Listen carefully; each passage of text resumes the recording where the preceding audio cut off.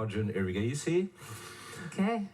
And what's interesting, just to let you in on a curious fact, in the background, directly behind Arjun Erigaisi, we see 14-year-old Yazkan Edomush.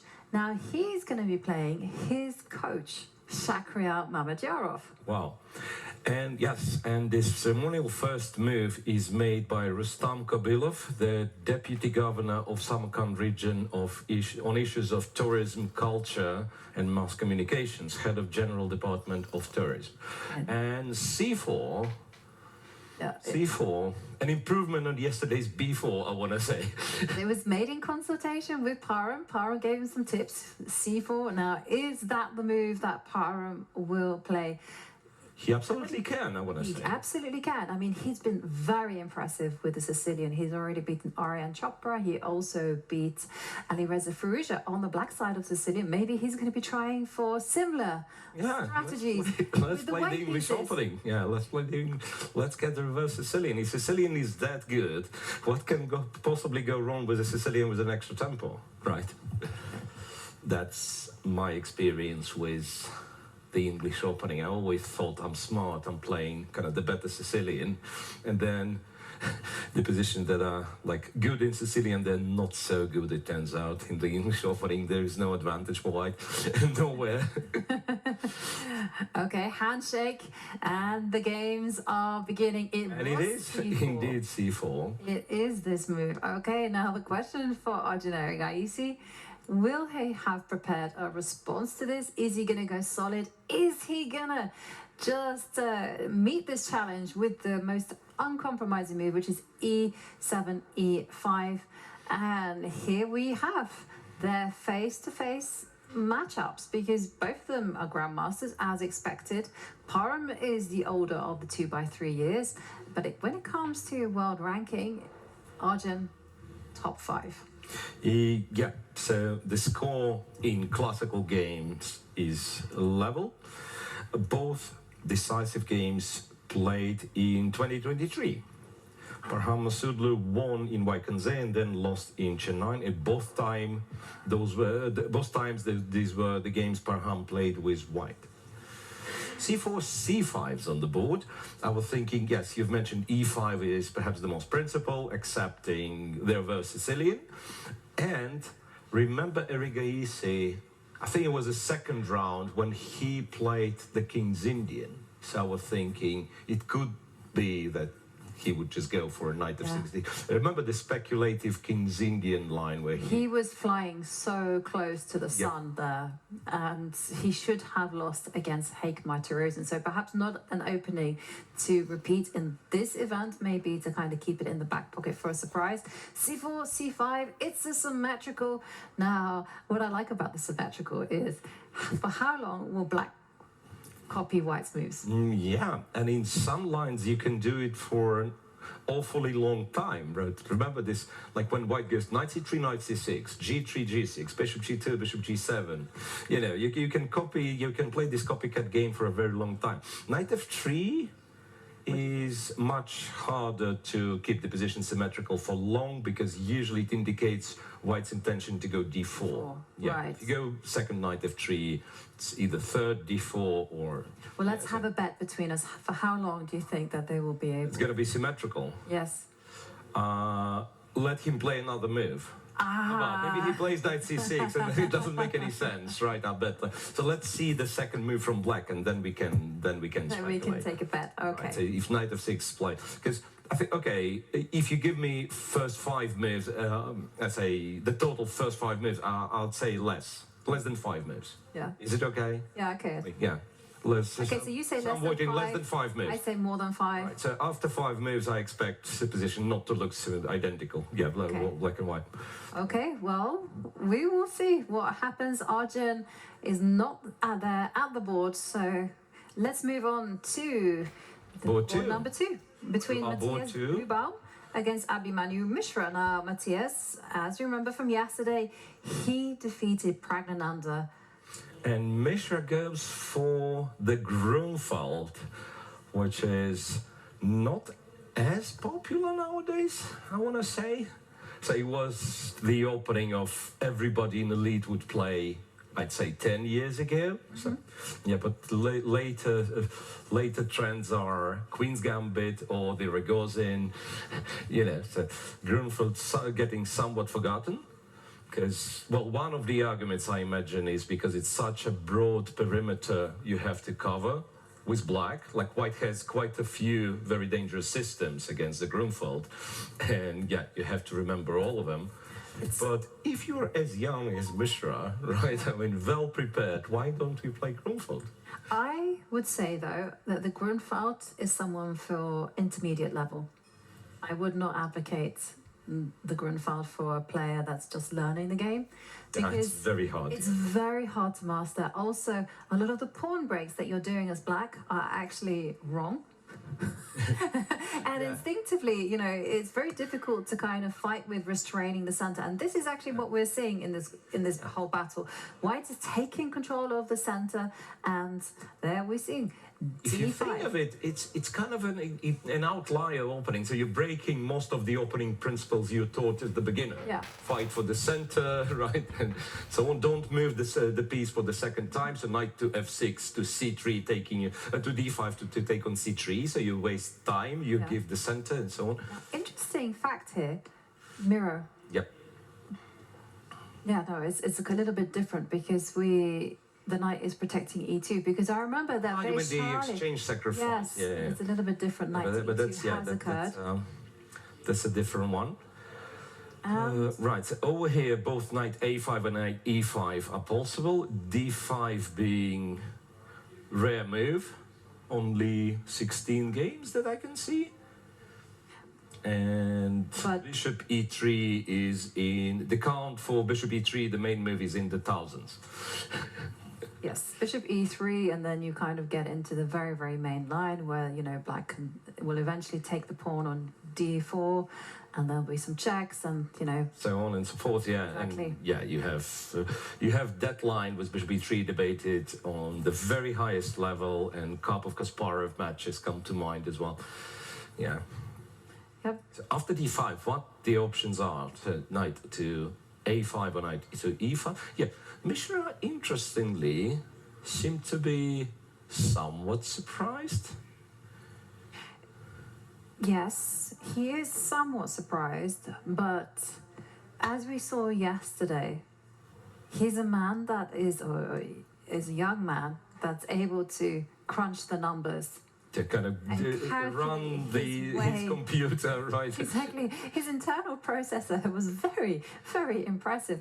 I mean, I felt like I was watching something else, something very, very special in action yesterday when he just whizzed through all of these lines. He seemed to have incredible forward vision. And d5, he's got a choice now, as Miro says, in knight a5, knight to e5. Knight to a5, by the way, is the most popular response. Yes, after knight to a5, white would go bishop to d3. And then castles. I think castles, white castles, I guess. Because there is always, like, in U era, there is always an argument for, like, h4 practically everywhere, and then you hide the king on f1. And, main move is, in fact, move is rook to b1. Yeah, main move is rook to b1, which makes sense. You unpin the c-pawn, and you're getting ready to play c4. And this is what makes the Grunfeld such a difficult opening to play with black, because after rook to b1, I mean, black really has to start chipping away at white's center, and since white is uncastled, I mean, you either have to be going e6 immediately, or even f5. And this is why I do advocate for it being intermediate level, because you do have to understand those subtleties. When is which is which? Good?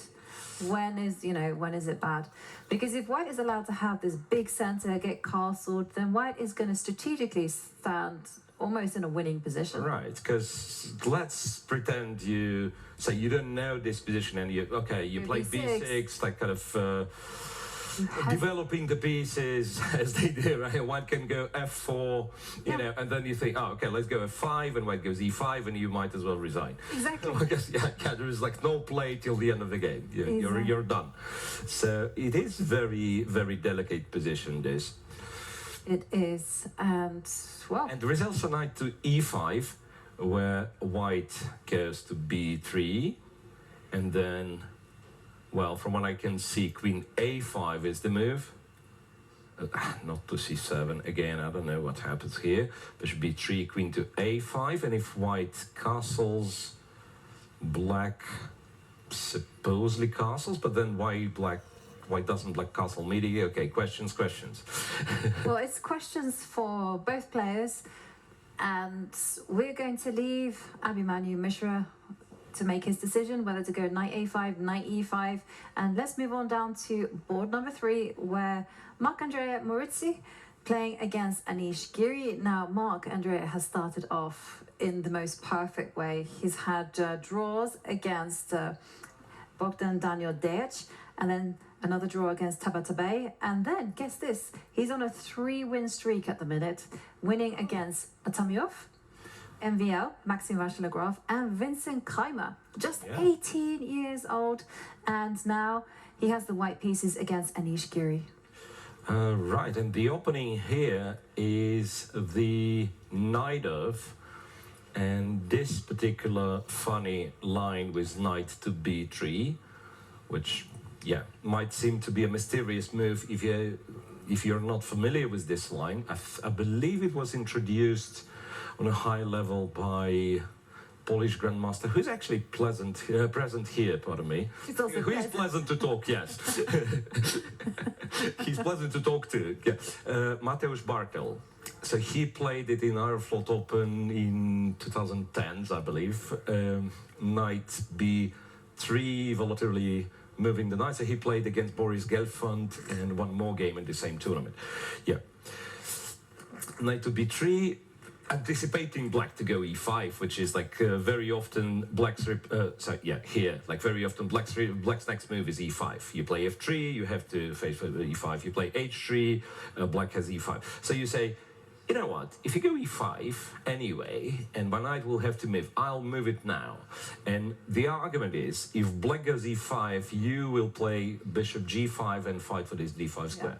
And very often, well, e5, by the way, I believe it's playable for black, but it's, it's admitting that white's idea worked, and therefore e6 is considered to be the main move. Bishop e3.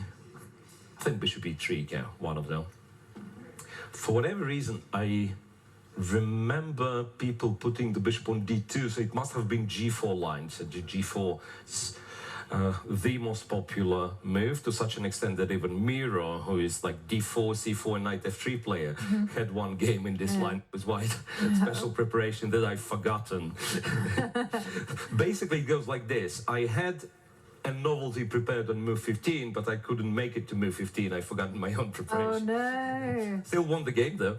Well done. Yeah, so bishop e3, and I think we are walking into this sort of like Scheveningen Naidov type territory. Right. Yeah. And it's a choice, right? Whether black is going to go b5 or is he going to go bishop e7, and we have to mention that Anish knows his Naidov inside out. He's done courses on it. He's loyal to the opening as well. So what do you expect from him? b5, knight d7, bishop e7? b5 is kind of the main move. b5 is the main move. Yeah, there is.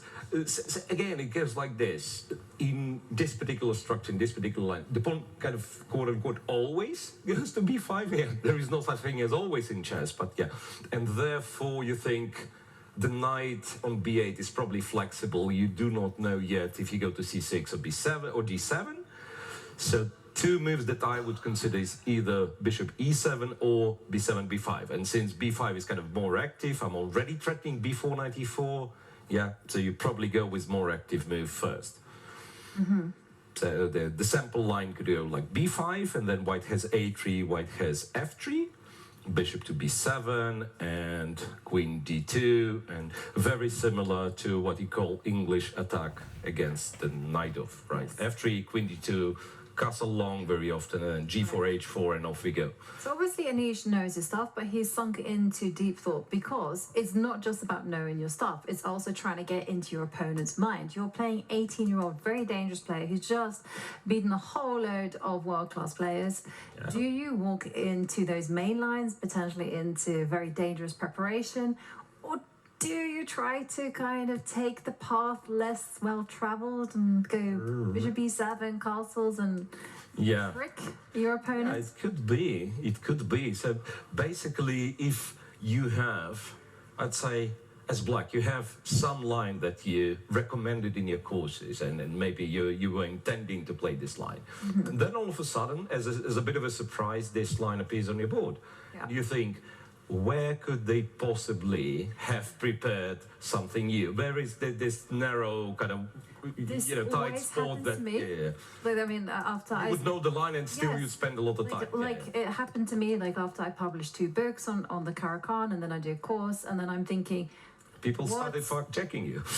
they did start fact-checking me, and for it was a beautiful kind of period of time just before my book was being released where I was able to target them. But now I'm like, okay, where do I vary? How do I vary? I mean, what kind of player should I vary against? And will they have like even looked at my books? I mean, where is, oh my god, the overthinking is real, Miro. So okay, we're gonna leave Ganesh to decide where he's going to go and which direction to take. So let's move down to